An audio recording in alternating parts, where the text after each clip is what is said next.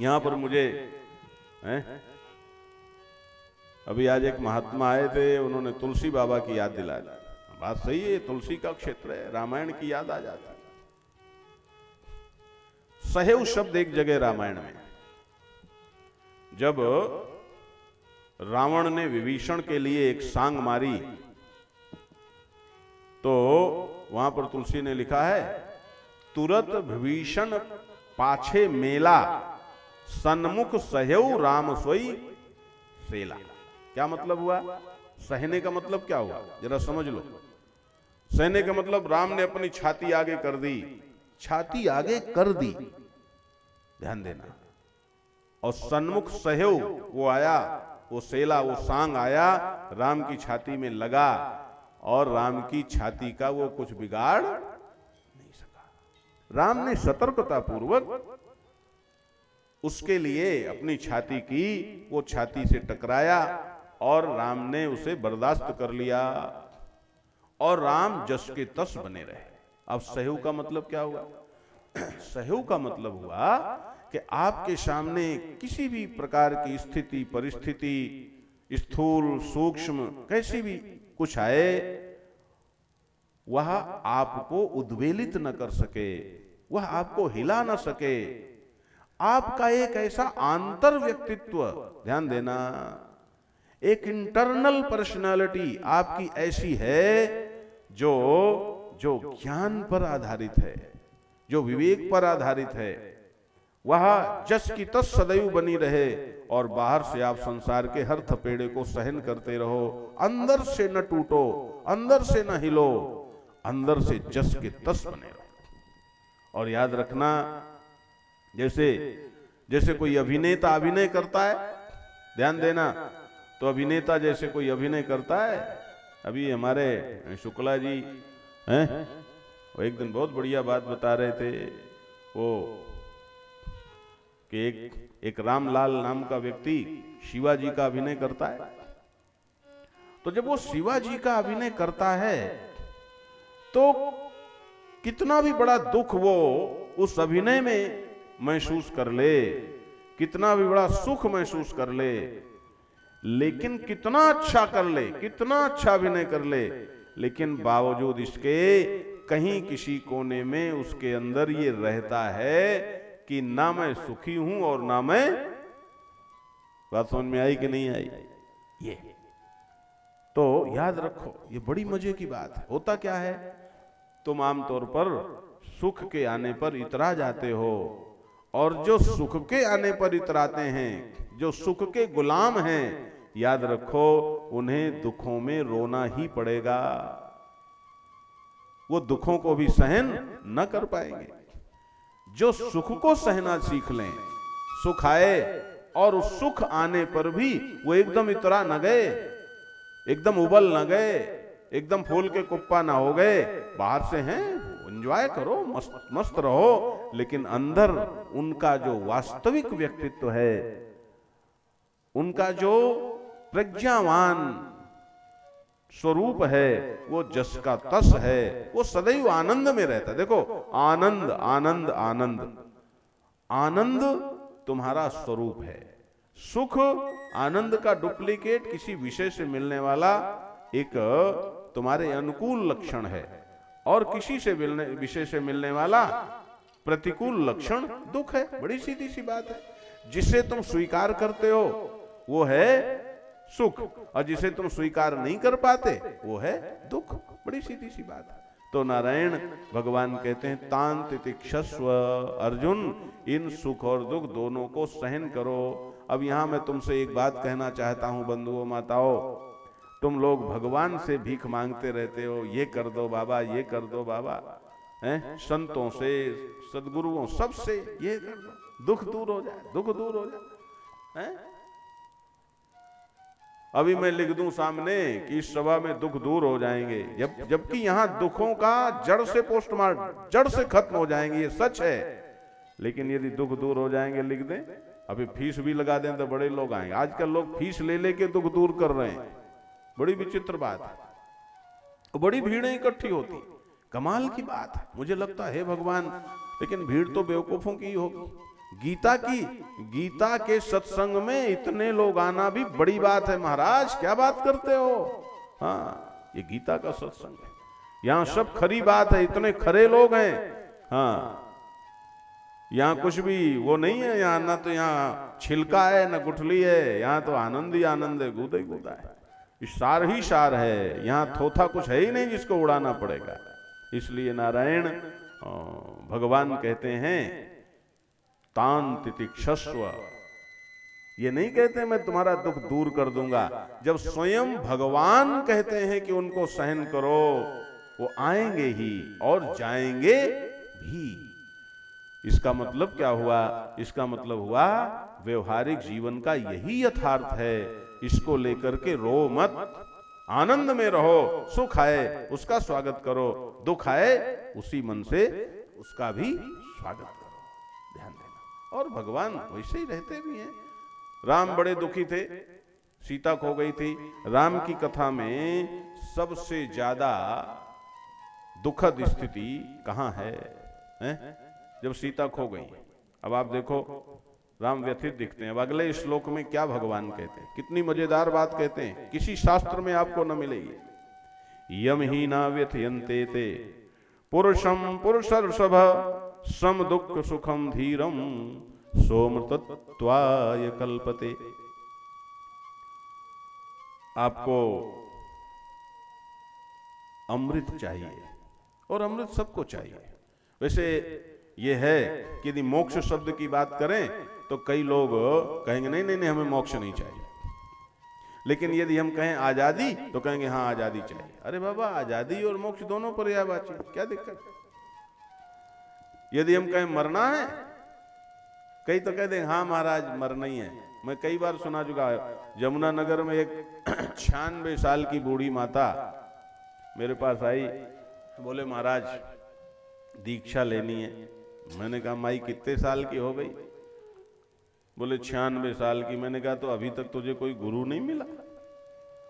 अरे बोले महाराज मैं बहुत पुरानी बीए हूं। और ये बड़ी विद्वान थी वो माता।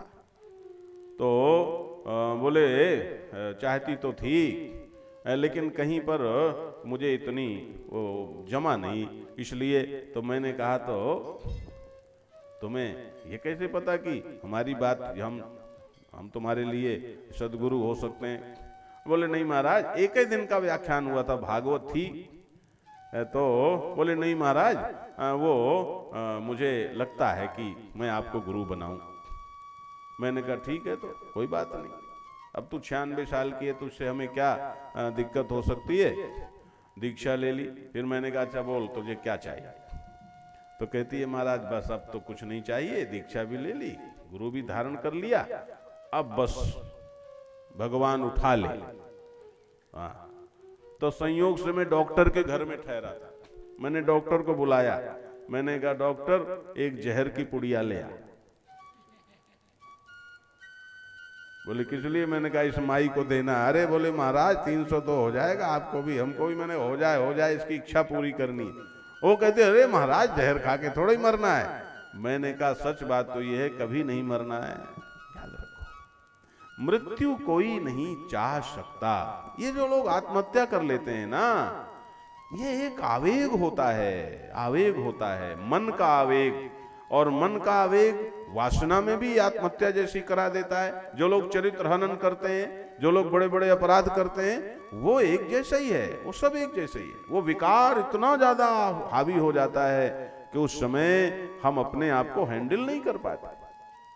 ध्यान देना, वो अलग बात है। हमें अमृत चाहिए।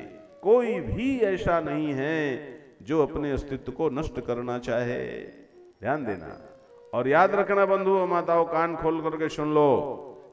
ये जो अमृत तत्व है, अमृत तत्व यही मनुष्य के शरीर से मिल सकता है और किसी शरीर से नहीं मिल सकता।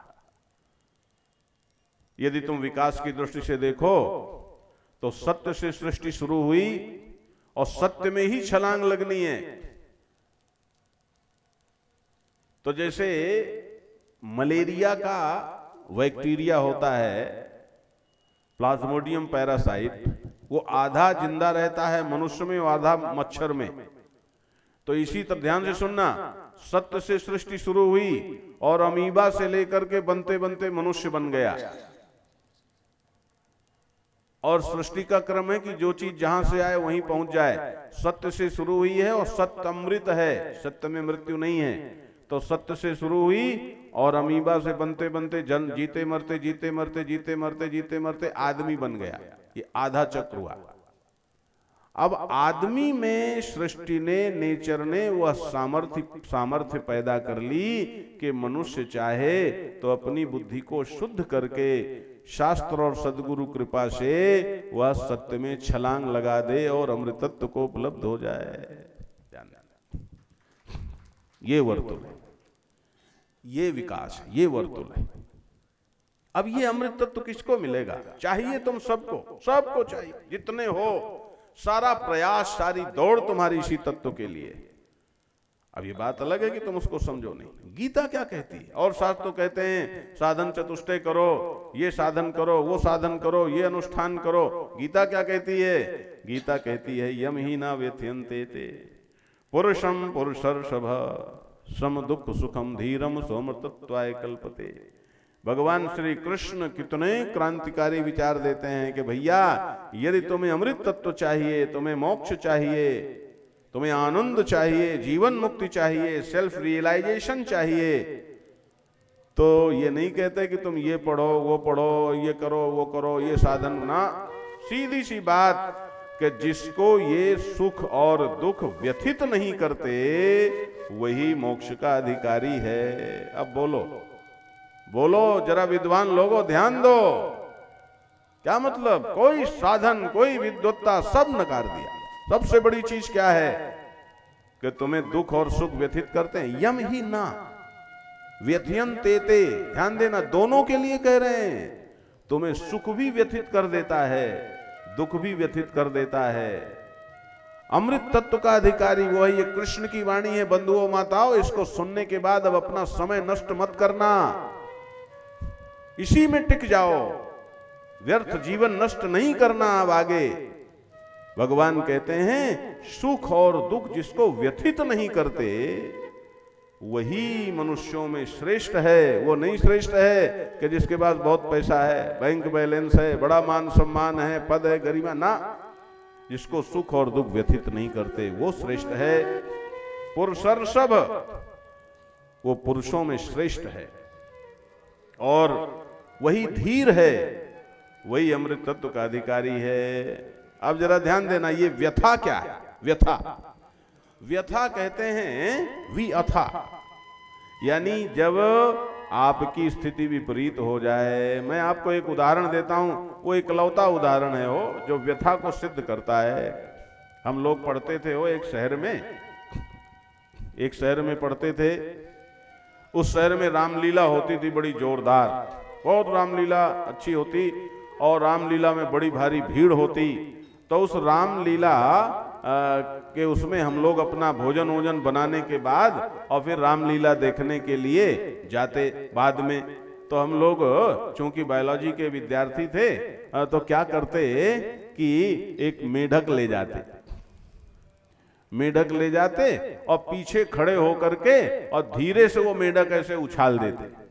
तो जो धीरे से मेढक भीड़ में उछाल, बैठे हैं हजारों लोग बैठे रामलीला देख रहे हैं बड़े प्रेम से। अब देखो बचपने की गलती बता रहा हूं, होती है। जो मेढक उछालते और मेढक किसी के ऊपर गिरता, अरे क्या है क्या है क्या है। अब एक ऐसे उठा तो एक व्यथित हुआ। व्यथित माने अपनी सीट से हिल जाना, अपनी सहजता से विपरीत हो जाना, समझ गए ना? जहां है वहां से खिसक जाना, जो होना चाहिए वो ना रहना, यह है व्यथा। शांत रहना चाहिए, अशांत हो जाना। सत्य में रहना चाहिए, सत्य से चूक जाना, ध्यान देना, धर्म से चूक जाना, वो है व्यथा। अपनी सीट से हट जाना, ये व्यथा है। जो ही हमने मेढक डाला, एक बार क्या उछा और बाकी लोगों ने, अगल बगल वालों ने देखा, वो भी भयभीत हो गए, क्या है क्या है क्या है। और पीछे वाले आगे वाले सारी भीड़ खड़ी हो गई, सारी हजारों लोग एक क्षण में खड़े हो जाते महाराज।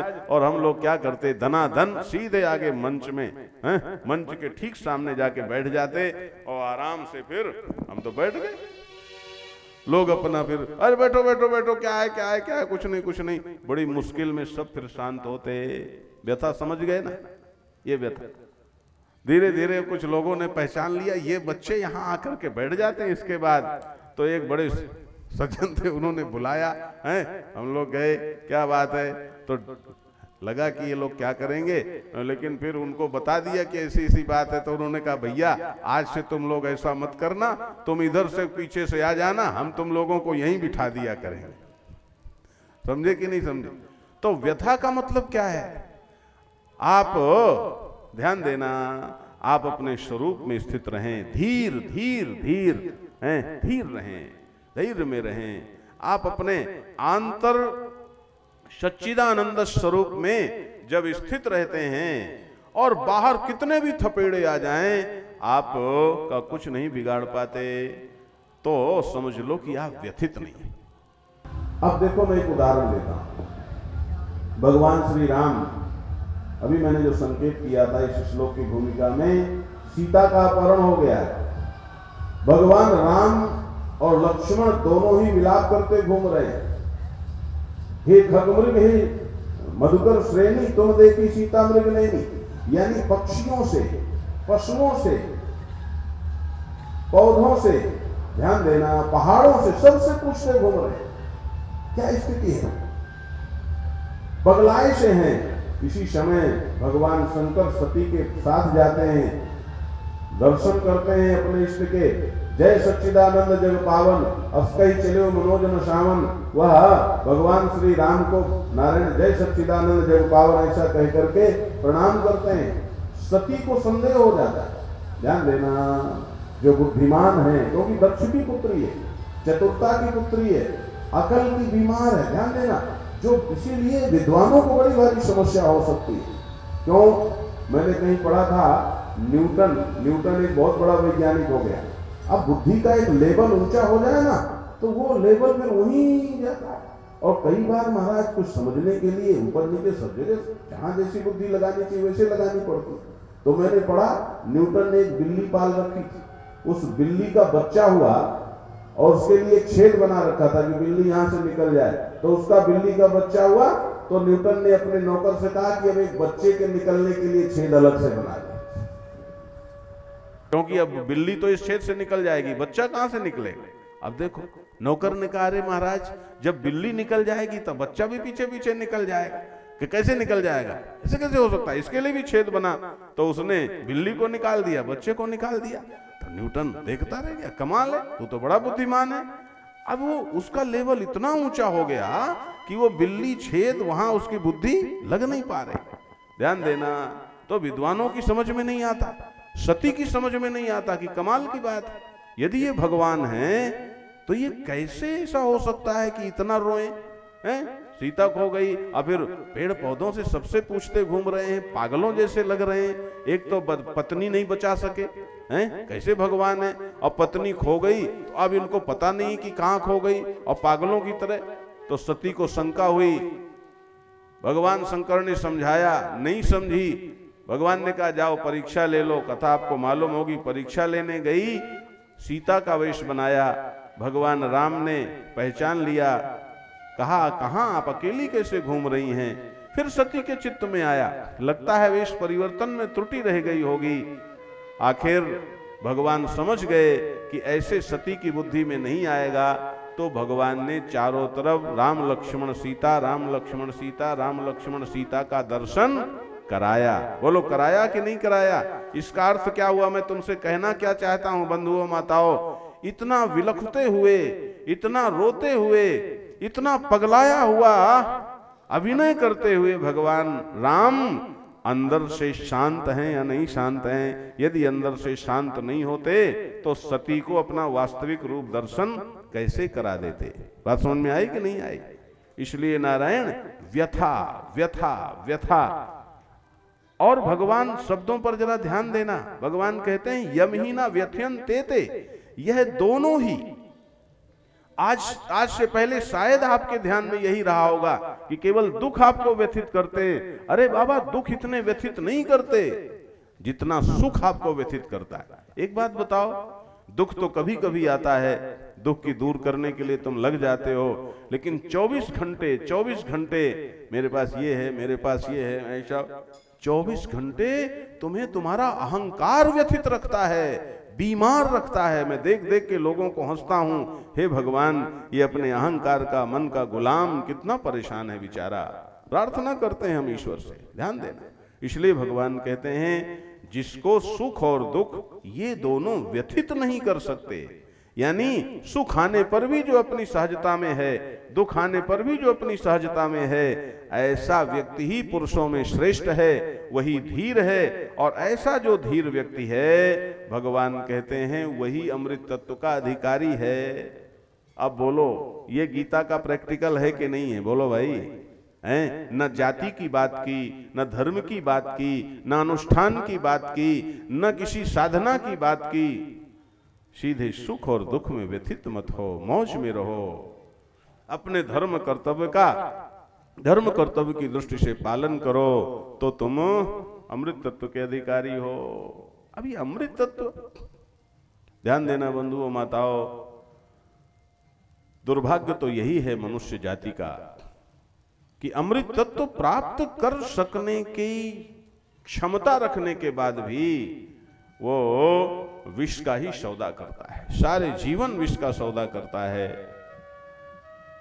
इस अमृत तत्व की दिशा में जाने की उसकी भावना नहीं होती, अमृत तत्व की दिशा में जाने की प्रवृत्ति हो। भगवान ने तो कह दिया, इतना कह दिया कि जिसको सुख और दुख व्यथित नहीं करते। लेकिन फिर भी यहां यदि हम उपनिषद का एक मंत्र हमें स्मरण में आ रहा है, इस अव्यथित और सहज स्थिति तक जाने के लिए हमें जरूर कुछ करना पड़ेगा, ऐसे नहीं होगा। तो मुझे एक छांदोग्य उपनिषद का मंत्र ध्यान में आ रहा है, यदा वै बली भवति। ध्यान से सुनना बंधुओं माताओं, यदा वै बली भवति अथ उत्थाता भवति, उत्तिष्ठन् परिचरिता भवति, परिचरन् उपसत्ता भवति, उपसीदन् द्रष्टा भवति, श्रोता भवति, मंता भवति, बोद्धा भवति, कर्ता भवति अथ विज्ञाता भवति।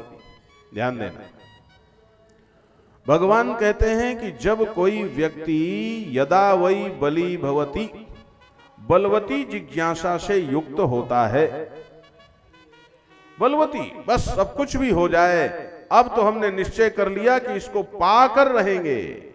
एक बार रामकृष्ण परमहंस के पास एक नौजवान आया, बोले आपने नरेंद्र को दर्शन करा दिए, हमें भी कराओ, मुझ पर भी कृपा करो। रामकृष्ण परमहंस ने कहा ठीक है, मैं गंगा स्नान करने जाता हूं, वहां आना। रामकृष्ण परमहंस ने उसे बुलाया, रामकृष्ण परमहंस स्नान कर रहे थे, वहीं बुला लिया गंगा के अंदर ही।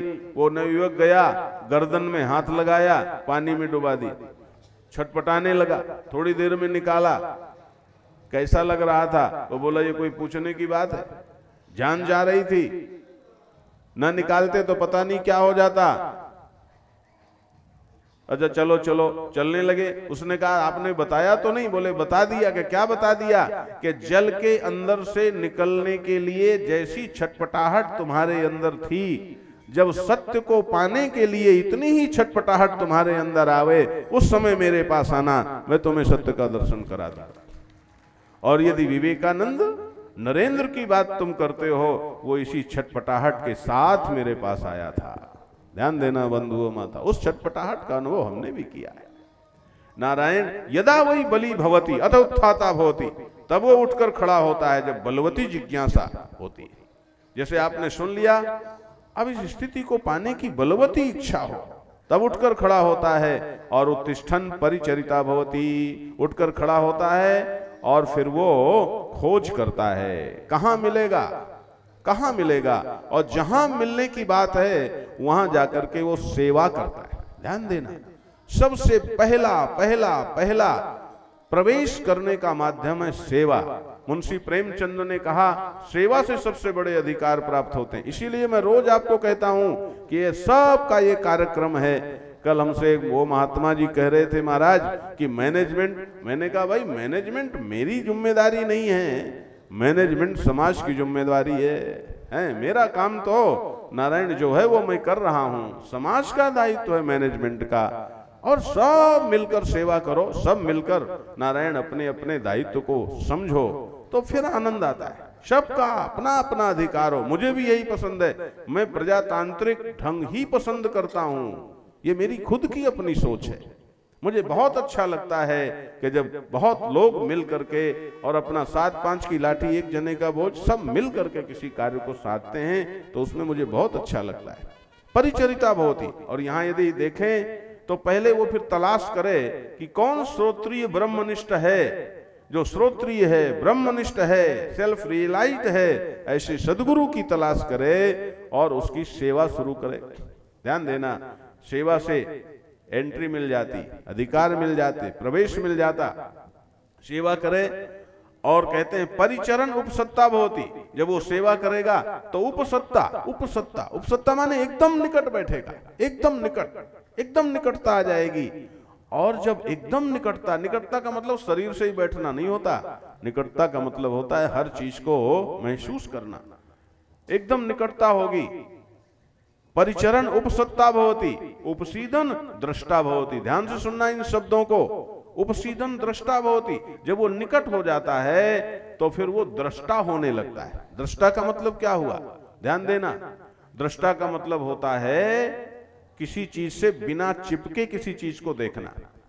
ध्यान देना, ये दृष्टा, अपने आप को अंतर्मुख होकर के देखना। जब हम संसार में बाहर देखते हैं, संसार से प्रभावित हो जाते हैं, आसक्ति और चिपकन से भर जाते हैं, वो दृष्टा नहीं है। अंतर्मुख, जब हम सदगुरु के समीप रहने लगते हैं तो एक तो सदगुरु का जीवन देखते हैं, एक तो संत का जीवन देखते हैं, एक तो शास्त्र को समझते हैं, और उसके साथ साथ हम अपने को भी अंतर्मुख होकर अपने भीतर नजर ले जाते हैं। कान खोल करके सुन लो बंधुओं माताओं, ये जो भगवान ने कहा कि जो सुख और दुख में व्यथित नहीं होता, ये व्यथा कहां है, ये अंदर है, ये अंदर है। और सुख दुख कहां होता है, अंदर होता है। सुख और दुख साक्षी भाष्य है, आभास भाष्य नहीं है। संसार की बाहर की सारी वस्तुएं आभास भाष्य हैं, बाहर हैं, लेकिन सुख और दुख तुम्हारे अंदर है, वो साक्षी भाष्य है, वो साक्षी से प्रकाशित है। इसलिए उससे मुक्त होने के लिए केवल साक्षी में जागरण ही एकमात्र मार्ग है। और साक्षी में जागरण का मतलब है साक्षी तत्व को जानना, और कोई दूसरी चीज नहीं है। इसलिए जब हम निकटता प्राप्त करते हैं तत्वनिष्ठ व्यक्तित्व की, तब हम स्वयं अंतर्मुख होते हैं, फिर अपने अंदर झांकने लग जाते हैं। जैसे आप अभी गीता के निकट हो, श्री कृष्ण के निकट हो, अर्जुन के निकट हो, तो आप लोगों में से जो पूरी जिंदा दिली से जागे हुए होकर श्रवण कर रहे होंगे, जरूर वो अंतर्मुख होंगे, जरूर वो अपने अंदर डुबकी लगाएंगे, जरूर अपने अंदर झांकेंगे। क्योंकि ये बाहर की बात नहीं है, ये व्यथा बाहर की नहीं है, भीतर की व्यथा और भीतर की सहजता की बात भगवान श्री कृष्ण कर रहे हैं। इसलिए दृष्टा भवति, वो दृष्टा होता है, वो अपने आप को पहचानता है, सदगुरु को पहचानता है। और जब वो दृष्टा हो जाता है, जब अंतर्मुख हो जाता है, तब ये उपनिषद का सूत्र कहता है श्रोता भवति, तब वास्तव में उसके अंदर तत्व ज्ञान को, शास्त्र को, गुरु वचन को, संत वचन को सुनने की पात्रता विकसित होती है। श्रोता भवति, फिर वो श्रोता होता है वास्तव में। और ऐसा जब वो श्रोता होता है, अभी तुमसे कहना पड़ता है मनन करो, याद रखो, कहना पड़ता है, लेकिन मैं इस बात को नहीं मानता कि जो तुम्हारे जीवन में हो उसे तुम पालन न कर सको। सच बात तो यह है कि जब तुम मनन ही नहीं करते तो यह ज्ञान तुम्हारा होता ही नहीं है, और जब तुम्हारा होता नहीं तो तुम इसे जीवन में उतार नहीं सकते। बड़ी सीधी सी बात है। नारायण, ये जो श्रोता है, जो दृष्टा होकर के श्रोता बना है, ये जब सुनता है तो ये सुनने के बाद बिना आग्रह के अपने आप मनन करता ही करता है। मनता भवति, फिर वो मनन करता ही है। जो सुपात्र श्रोता है वो सुनने के बाद मनन करता ही करता है, मनता भवति। और जब मनन करता है तो ध्यान देना बंधुओं माताओं, मनता भवति, फिर बोधा भवति। मनन करने के बाद वो बोधवान होता है। ऐसे बोधवान होना संभव नहीं है। और एक बात ध्यान से सुन लेना, मैं तुम्हें प्रवचन गीता का सुना रहा हूं, मैं गीता का ज्ञान तुम्हारे सामने गुरु कृपा से प्रस्तुत कर रहा हूं, तुम उसे श्रवण कर रहे हो, लेकिन याद रखो न मेरे प्रवचन से न गीता के ज्ञान से तुम्हारा कल्याण होने वाला है। फिर किससे होगा कि ये ज्ञान, ये प्रवचन जब तुम्हारे चित्त में जाकर, तुम्हारी बुद्धि में जाकर, तुम्हारे द्वारा मनन किए जाने के बाद तुम्हारा अपना ज्ञान बन जाएगा, फिर ये तुम्हारा कल्याण कर देगा। ध्यान देना, फिर ये तुम्हारा कल्याण करेगा। जब तक ये तुम्हारा अपना ज्ञान न बनेगा तब तक कुछ होने वाला नहीं।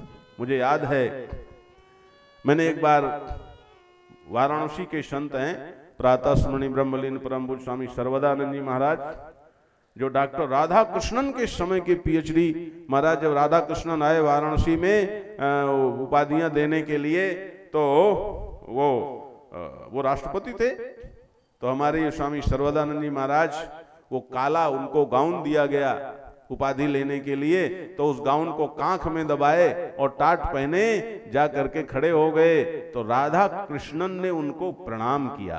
याद रखो, ऐसे स्वामी सर्वदानंद जी महाराज, उनसे बहुत वर्षों पहले की बात है, जब हम पीली कोठी में संपादक हुआ करते थे अखंड सच्चिदानंद संदेश के, उनसे हमने कहा हमें बोलने के लिए कुछ बताइए। बोले कभी भी बोलना सीखने की कोशिश मत करना। उन्होंने कहा कभी भी बोलना सीखने की कोशिश मत करना, कभी कोई डायरी मत बनाना, कभी कुछ याद मत करना। मैंने कहा फिर बोलेंगे कैसे? कोई जरूरत नहीं है बोलने की। मैंने कहा ठीक है, आपकी जैसी आज्ञा। ध्यान देना, उन्होंने फिर कहा कि देखो, बोलना सीखने की दिशा में कुछ मत सोचो, जो बोलने की तुम्हें कल्पना हो रही है वो होने की दिशा में सोचो। जिस दिन तुम वो हो जाओगे उस दिन शब्द तुम्हें तलाशने नहीं पड़ेंगे, डायरी बनानी नहीं पड़ेगी, कुछ याद नहीं करना पड़ेगा, अपने आप तुम्हारे दिल से वो धारा बहेगी। ध्यान देना। और उनकी बात मैंने गांठ बांध ली, और वास्तव में कभी कोई डायरी, कभी कोई रट्टम घुट्टम कुछ भी नहीं किया, और आज वह गुरु कृपा हमें अनुभव में आती। इसलिए बंधुओं माताओं, जो मनन करता है वह बोधवान होता है, और वह बोध फिर उसका अपना निज का हो जाता है, बोधा भवती। और जब उसका निज का बोध होता है तो सूत्र कहता है कर्ता भवती। फिर निज का बोध अपने आप आचरण बनता है। ये बात एकदम गलत है कि हम जानते हैं लेकिन कर नहीं पाते, वो जानता है लेकिन कर नहीं पाता। अरे बाबा, किताब से पढ़ लिया होगा, अभी उसकी अपनी बुद्धि का वो ज्ञान नहीं है, उधार का ज्ञान नहीं। जैसे एक लेक्चर क्लास में लेक्चर देता है, क्या मतलब है? क्लास में लेक्चर, हम भी लेक्चर दे चुके हैं, क्लास में लेक्चर देता है, रात में पर्चा तैयार करता है, दिन में लेक्चर दे देता है। विद्यार्थी में और लेक्चरर में कितना फर्क होता है? वो लेक्चर देने के पहले पढ़ता है, वो लेक्चर सुनने के बाद पढ़ता है। बाकी जीवन से कुछ लेना देना नहीं। लेकिन ये जो अध्यात्म विद्या है, कान खोल करके सुन लो, धर्म की विद्या, अध्यात्म की विद्या, जीवन की विद्या, सत्य की विद्या, ये लेक्चर देने की चीज नहीं है, यह जीवन की चीज है, ये स्पंदन है। जैसे कोई माँ तभी जान सकती है कि माँ क्या होती है जब वो स्वयं माँ बने, इसी तरह से कोई व्यक्ति तभी जान सकता है कि सत्य क्या होता है, आत्मा क्या होती है, ब्रह्म क्या होता है, जब वो वही हो जाए। जानत तुम ही हो जाई, अन्यथा संभव ही नहीं है। इसलिए नारायण सूत्र कहता है मनता भवती, तो फिर बोधा भवती, और जब बोधा भवती अपने आप उसके अंदर बुद्धि में आ जाता है वह ज्ञान, तब कर्ता भवती, अपने आप वह वही आचरण करता है। और जब आचरण भी हो गया, ध्यान देना, दृष्टा हुआ, सबसे पहले बलवती जिज्ञासा, फिर गुरुपसदन, गुरु की शरण में गए, सेवा की, दृष्टा बने, श्रोता बने, मनन किया, बोधवान बने, फिर उसको आचरण में उतारा, कर्ता बने, तब अपने आप फिर सच्चे अर्थों में उसे तत्व का बोध होता है, तभी ज्ञाता भवती। ध्यान दो, ये प्रक्रिया है। इसलिए नारायण, तब जो स्थिति आती है वो सहज होती है। लेकिन भगवान का यह जो श्लोक है, यम